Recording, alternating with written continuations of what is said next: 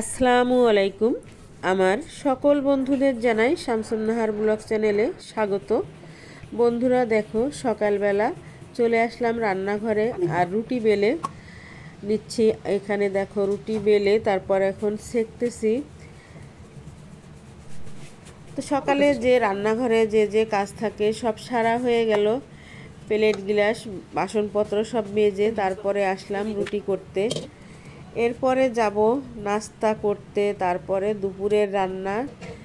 আজকে সকালের নাস্তা থেকে দুপুরের খাওয়া পর্যন্ত কি কি করলাম তাই তোমাদের সাথে একটু শেয়ার করলাম। তো দেখো রুটিগুলো করা হয়ে গেছে। এখন চা বসিয়ে দিলাম, একটা সসপ্যানে পরিমাণ মতো পানি নিয়ে দিলাম আর লবঙ্গ দিয়ে চা করব। আমরা কিন্তু সবসময় লবঙ্গ দিয়েই রং চা করে খাই। তারপর দেখো এখানে রুটি দিয়ে খাওয়ার জন্য ডিম পোস্ট করে নিচ্ছি। একটা হয়ে গেল, আর একটা ডিম দিয়ে দিলাম।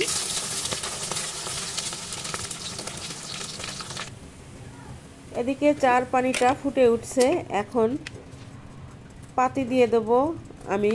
চার পানিটা ফুটে উঠলে পাতি দিয়ে তারপরে ঢাকা চাপা দিয়ে রেখে দেই, চুলা বন্ধ করে দিয়ে। এটাই হচ্ছে চা করার নিয়ম। চা পাতি কখনোই জাল দিতে হয় না।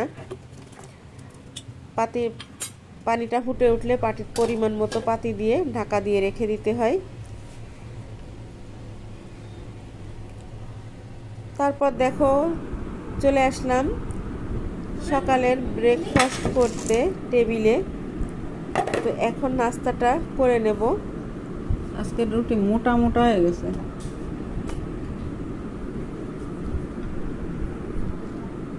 আমি একটা পরাটা একটা রুটি নিলাম, আর রুটিগুলো ছিল বেশ মোটা মোটা। তো আমি কিন্তু পাতলা রুটি পছন্দ করি, কিন্তু আজকে রুটিগুলো বেশ মোটা মোটা হয়ে গেছে।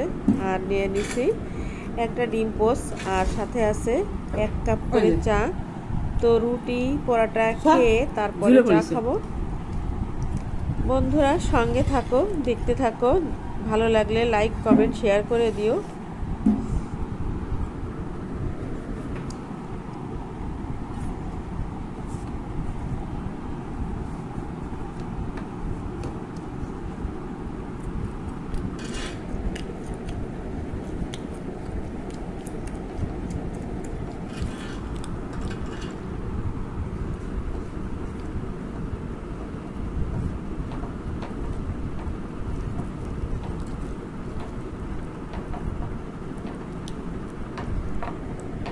নাস্তা শেষ করে তারপর দেখো চলে আসলাম দুপুরে রান্না করার জন্য। এখানে দেখো আমি কই মাছ নিয়ে নিলাম, আলু, পেঁয়াজ, রসুন, মরিচ সব কিছু একসাথে নিয়ে নিছি। এখন এটাকে ভালো করে মেখে নেব। তো এভাবে আমি কই মাছ আলু দিয়ে উচ্ছে দিয়ে রান্না করব। এভাবে একবার তোমরা রান্না করে খেয়ে দেখো। তো আমি বেশিরভাগ সময় এভাবেই উচ্ছে আলু দিয়ে রান্না করি। যে কোনো মাছ দিয়ে রান্না করা যায় এটা। বড় মাছ হলে সেটা একটু কষিয়ে নেই, কিন্তু এগুলো আমি আর কষিয়ে নেই না। এভাবেই হাতে মেখে পানিটা ফুটে উঠলে তারপরে উচ্ছেগুলো ধুয়ে এর উপর থেকে দিয়ে দেই।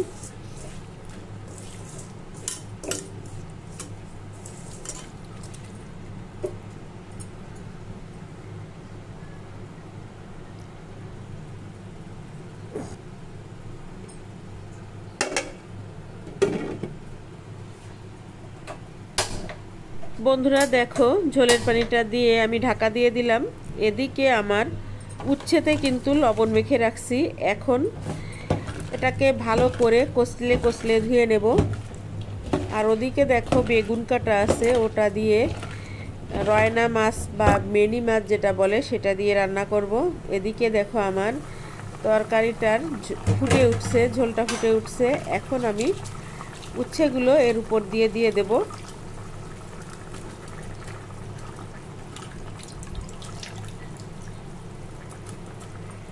এভাবে রান্না করলে কিন্তু উচ্ছে একেবারেই তিতে হয় না। অনেকেই বলে উচ্ছে রান্না করলে তিতে হয়, কিন্তু আমার রেসিপিটা যদি তোমরা ফলো করে রান্না করো তাহলে দেখবে একদমই তিতে হবে না। শুধু লবণ দিয়ে মেখে রেখে রান্না ঝোল ফুটে উঠলে তখনই ধুয়ে দিতে হবে। আর এখানে দেখো মিনি মাছ বা রয়না মাছ, তারপরে বেগুন, আর এদিকে কয়েকটা কচুরমুখী রাখা আছে। এদিকে আমার রাইস কুকারে ভাত হয়ে গেছে বন্ধুরা। তারপর চলে আসলাম খাবার টেবিলে। একটু পানি এনে দে। সরি বন্ধুরা, ভুল বলছি, মেয়ের ভার্সিটিতে পরীক্ষা ছিল না, পিকনিক ছিল।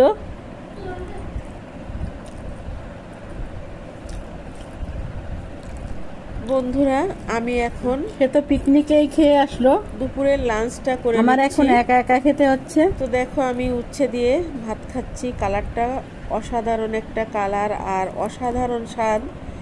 এই তরকারি হলে মাছ মানে মাংস বা ভালো অন্য কিছুর ধারেও যাওয়ার কোনো প্রয়োজন নেই, মুখে স্বাদ লেগে থাকবে এমন একটা রেসিপি এটা। তো তারপরে দেখো বিকালবেলা বা সন্ধ্যাবেলা, সন্ধ্যার দিকে গেলাম বাজার করতে। তো এখানে 2 কেজি ইলিশ মাছ আনলাম মিডিয়াম সাইজের, বেগুন, লেবু, পটল এগুলো নিয়ে আসলাম। মেহমান আসবে বাসায়, আর মাংস নিয়ে আসছিলাম। তো দেখো মাংসটা ম্যারিনেট করে রেখে দিছি। আর এখানে দেখো ইলিশ মাছ বেগুন ভাজা হচ্ছে, এটা পরের দিনের ভিডিও। আর এখানে পোলাও রান্না করছি। আমি সম্পূর্ণ ভিডিওটা তোমাদের সাথে শেয়ার করতে পারিনি, কারণ বাসায় মেহমান ছিল, এর জন্য আমি মেহমান আসলে খুব বেশি ভিডিও বানাতে পারি না। তো বন্ধুরা আজকের মতো এখানেই বিদায় নেব। ভিডিওটা ভালো লাগলে লাইক কমেন্ট শেয়ার করে দিও। সবাই এতক্ষণ ধৈর্য ধরে যারা আমার পাশে আছো, আমার সঙ্গে আছো, সবাইকে অসংখ্য ধন্যবাদ জানিয়ে আজকের মতো বিদায় নিচ্ছি। সবাই সুস্থ থেকো, ভালো থেকো, আল্লাহ হাফেজ, আসসালামু আলাইকুম।